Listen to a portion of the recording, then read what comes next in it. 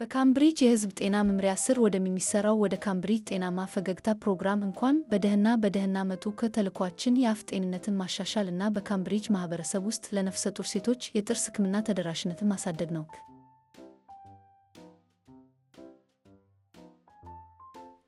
የጥርስ ሐኪሙ የጥርስ ሙሌት ሕክምናው የተሳካ ነበር ብለዋል። የአፍ ጤንነት እንክብካቤሽን በቤት ውስጥም ቀጥይበት። አመሰግናለሁ ማርሊና። እንዳልሽኝ አደርጋለሁ። በጨቅላ ሕፃናት ላይ ስለሚደርስ የጥርስ መበስበስ ሰምቻለሁ እና እሱም እያሳሰበኝ ነው። በልጄ ላይ የሚደርስ የጥርስ መቦርቦርን እንዴት መከላከል እችላለሁ? መጨነቅሽ፣ ማሰብሽ ትክክል ነሽ ሻራን። የጨቅላ ሕፃናት የጥርስ መበስበስ ጉዳይ የተለመደ ነው። ይሁንና በትክክለኛ የጥርስ ንጽህና አያያዝና አጠባበቅ እሱንም መከላከል ይቻላል። የችግሩ ዋናዎቹ መንስኤዎች የአፍ ንጽህና ጉድለትና ለስኳር ምግቦችና መጠጦች መጋለጥ ናቸው። ጥሩ የአፍ ንጽህና ልምዶችን ከልጅነት አንስቶ ማስጀመር ለልጅሽ የጥርስ ጤንነት ወሳኝ ነው። የልጄ ጥርስ ጤናማ ሆኖ እንዲቆይ ለማድረግ ምን እርምጃዎችን መውሰድ አለብኝ? ሕፃኗ ገና ምንም ጥርስ በሌላት ወቅት ጎዝ፣ የነጠላ ጨርቅ ወይም ለስላሳ ጨርቅ እና ውሃ በድዷ ላይ በማድረግ መጠቀም መጀመር ትችያለሽ። ይህ ማንኛውንም የወተት ቅሪት ከአፏ ውስጥ ለማስወገድና አፏን ለማጽዳት ይረዳል። አፏን የማጽዳት ሂደትም ልጅቷን ምቾት እንዲሰማት ያደርጋታል። ይህም ጥርሷን ማብቀል በምትጀምርበት ጊዜ የሚጠቅማት ይሆናል። ስለ ሂደቱ ጥቂት በተግባር ላሳይሽ እስኪ። እጅሽን ትታጠቢያለሽ።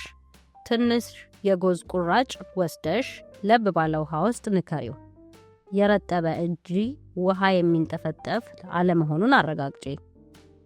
የታችኛውን ከንፈሯን በቀስታ ወደታች ሳብ በማድረግ ወይም አገጯን በቀስታ በመንካት የልጅሽን አፍ ቀስ አድርገሽ ክፈችላት።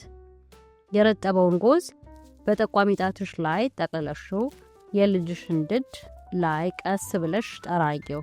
ሁሉንም የድድ ቦታዎች ከላይና ታች መጸዳታቸውን ለማረጋገጥ ቀስ ባለና በክብ እንቅስቃሴዎች በመዳሰስ ተጠቀሚ።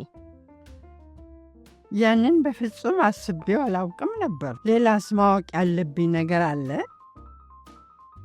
በእርግጥም አዎ።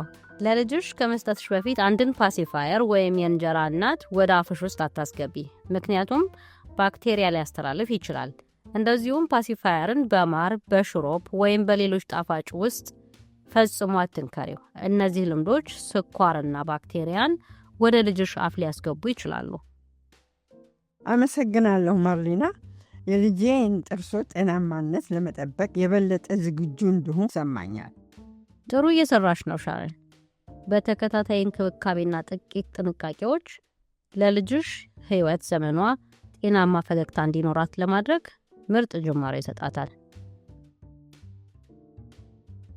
ለበለጠ መረጃ ወይም እያደገ ያለው የካምብሪጅ ጤናማ ፈገግታ ማህበረሰብ አካል ለመሆን ጠቃሚ የመማሪያ ነገሮችን፣ ሀብቶችን እና የሪፈራል መረጃዎችን የሚታገኙበትን ድረገጻችንን እንድትጎበኚ እንጋብዝሻለን። አንቺን ለመደገፍ እንሆን አለን። ስለዚህ በቀጥታ በዚህ አገናኝ ያውቲስማዊስ ካምብሪጅ ፕቦይ ኦረድ በኩል ከኛ ለመድረስ ነፃነት ይሰማሽ። ተባብረን ዘላቂ ለውጥ ፍጠር። አንድ ፈገግታ በአንድ ጊዜ እናስችልክ።